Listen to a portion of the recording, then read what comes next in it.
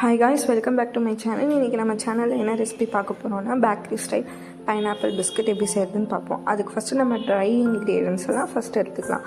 அதுக்கு மைதா 130 கிராம் வந்துட்டு நம்ம மெஷர் பண்ணி எடுத்துக்கிறோம். பேக்கிங் பவுடர் 1/4 டீஸ்பூன் ப்ளஸ் ஒரு பிஞ்ச் நம்ம வந்துட்டு கட்டை விரலில் மூக்குப்பிடி அளவு நம்ம எடுத்துக்கிறோம்.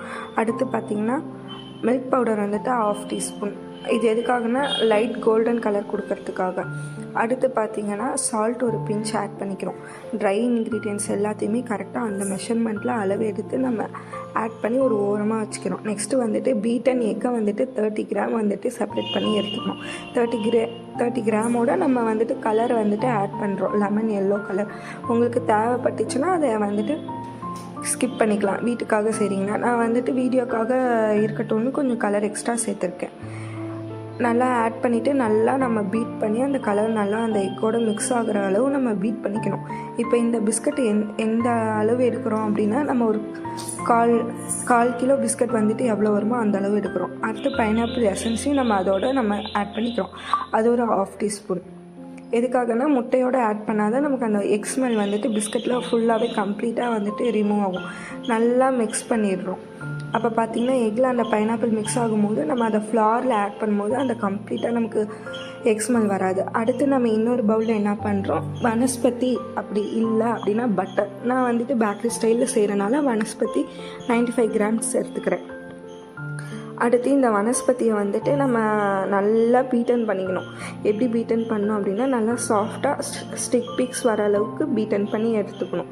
நான் வந்துட்டு எலக்ட்ரிக் பீட்டர் யூஸ் பண்ணியிருக்கேன். என்கிட்ட எலக்ட்ரிக் பீட்டர் இருக்கனால நான் யூஸ் பண்ணியிருக்கேன். இல்லை அப்படின்னாலும் நீங்கள் நார்மல் வந்துட்டு பீட்டரில் பீட் பண்ணாலே போதும். நல்லாவே ஸ்டிக் பிக்ஸ் ஒரு 5 to 5 மினிட்ஸில் வந்துடும். நல்லா இப்போ பார்த்திங்கன்னா வீடியோவில் நல்லாவே தெரியும், நல்லா ஸ்டிக் பிக்ஸில் இருக்கும். இந்த கேக்குக்கு அந்த விப்பிங் க்ரீம்லாம் செய்யும் போது பார்த்திங்கன்னா அப்படி நிற்கும்ல அது போல் வந்துட்டு நல்லா ஸ்டிஃப் பீக்ஸில் இருக்கும். இந்த மாதிரி கன்சிஸ்டன்சி வந்தோடனே நான் பவுடர் சுகர் வந்துட்டு 63 கிராம் சேர்த்துக்கிறேன். சுகர் கண்டிப்பாக வந்துட்டு பவுடர் பண்ணி தான் நம்ம ஆட் பண்ணணும். இது பவுடர் பண்ணி தான் ஆட் பண்ணணும், பவுடர் பண்ணாமல் ஆட் பண்ணக்கூடாது பிஸ்கட்டுக்கு. அடுத்து இதையும் வந்துட்டு நம்ம பீட் பண்ணி எல்லாத்தையுமே ஒன்றா சேர்த்துக்கிறோம்.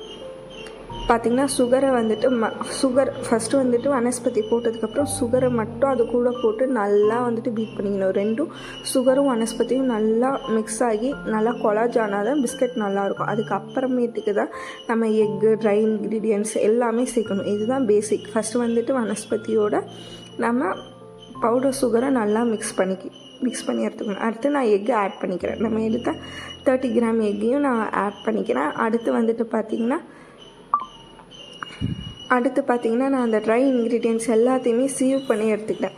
சீவ்னா நம்ம வடிகட்டின்னு சொல்ல முடியாது. அது என்னென்னா சலிச்சுக்கிறோம். நல்லாவே சலிச்சுக்கிறோம் அப்படின்னா நல்லா ஃபைன் பார்ட்டிகல்ஸாக வரும்போது நமக்கு இன்னும் பிஸ்கட்ஸ் வந்துட்டு நல்லாவே சூப்பராக ஃப்ளஃபியாக நல்லா மொறுன்னு வரும். பார்த்திங்கன்னா நீங்களும் இந்த மாதிரி சலித்து எடுத்துக்கணும். இந்த மெத்தடை நீங்கள் கண்டிப்பாக வீட்டில் யூஸ் பண்ணி பாருங்கள். பேசிக்காக எல்லாருமே ஸ்டார்ட் பண்ணும்போது 1/4 kgலேருந்து தான் செஞ்சு பார்ப்பீங்க. இது 1/4 kgக்கான மெஷர்மெண்ட் மட்டும்தான்.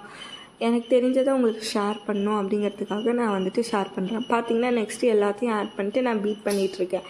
இந்த மாதிரி பீட் பண்ணி எல்லாத்தையும் ஒன்று சேர்த்து இந்த சப்பாத்தி மாவு பிசைகிற மாதிரி பிசையும் போது அதோட கன்சிஸ்டன்சி எப்படி வரும் அப்படின்னா இப்போ பார்த்திங்கன்னா கொஞ்சம் பொலன்னு இருக்குது. நம்ம கையை வந்துட்டு இதில் ஆட் பண்ணிக்கிறோம்.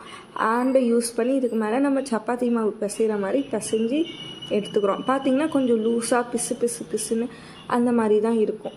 இந்த மாதிரி டைமிங்கில் வந்துட்டு கொஞ்சம் லூஸாக பிசுன்னு அந்த மாதிரி தான் இருக்கும். இதுதான் இந்த பிஸ்கட்டுக்கான கன்சிஸ்டன்சி. நீங்கள் எதுவும் பயப்பட வேணாம். இப்போ வந்துட்டு பார்த்திங்கன்னா இதை நம்ம என்ன பண்ணுறோம் அப்படின்னா கொஞ்சம் கொஞ்சமாக குட்டி குட்டியாக எல்லாமே சேம் சைஸில் இருக்க பாலாக ரவுண்ட் பண்ணி நம்ம ஒரு அலுமினியம் ட்ரேயில் நம்ம அடுக்கி வச்சுக்கிறோம். இந்த மாதிரி அடுக்கி வச்சுட்டு அவனை வந்துட்டு 160 டிகிரி ப்ரீ ஹீட் 10 மினிட்ஸ்க்கு நம்ம பண்ணி வச்சிடறோம். நான் வந்துட்டு அழகுக்காக ட்ரை கிரேப்ஸ் ஒவ்வொரு பால்லையும் நம்ம ட்ரை கிரேப்ஸ் நான் அழகுக்காக வீடியோக்காக சேர்த்துக்கிறேன். அப்படி உங்களுக்கு இல்லை அப்படின்னா ஸ்கிப் பண்ணிக்கலாம். இல்லை கார்ன்ஃப்ளேக்ஸ் வந்துட்டு கடையில் விற்கும், அதை கூட மேலே டஸ்ட் பண்ணிக்கிட்டிங்கன்னா ஆஃப்டர் பேக்கிங்க்கு அப்புறம் நல்லா மொறு மொறுன்னு சாஃப்டாக இருக்கும். இந்த பிஸ்கட்டை கண்டிப்பாக ட்ரை பண்ணி உங்கள் வீட்டில் இருக்க குட்டீஸ்க்கு கொடுத்து பாருங்கள். சூப்பராக விரும்பி லைக் பண்ணி சாப்பிடுவாங்க. இல்லை நீங்கள் ஒரு பிஸ்னஸ் பண்ணணுன்னா கூட நீங்கள் வந்துட்டு இதே மெஷர்மெண்ட்டோட வீட்டில் செஞ்சு ஒரு 4 டைம்ஸ் செஞ்சு அதே பர்ஃபெக்ஷனில் வந்துச்சுன்னா நீங்கள் சேல் பண்ணலாம். அடுத்து நான் அவனில் நான் உள்ளே ஏற்றிட்டிங்க பார்த்தீங்கன்னா இதோ பிஸ்கட்டோட கன்சிஸ்டன்சி என்னென்னா நல்லா ஸ்ப்ரெட் ஆகி வரும். அதுதான் பார்த்திங்கன்னா நம்ம ரவுண்டாக வச்சோம், இப்போ பார்த்திங்கன்னா எப்படி வருது அப்படிங்கிறது தெரியும். இப்போ நம்ம உடனே பிஸ்கட் எடுக்கக்கூடாது, அது நல்லா சாஃப்டாக இருக்கும். அது வந்துட்டு ஆறுறதுக்காக நம்ம டைம் கொடுக்குறோம். இப்போ பார்த்திங்கன்னா நம்ம ரவுண்ட் பண்ணி வச்சோம், இந்த அளவு ஸ்ப்ரெட் ஆகணும். இதுதான் பிஸ்கட்டோட நேச்சர். தேங்க்ஸ் ஃபார் வாட்சிங்.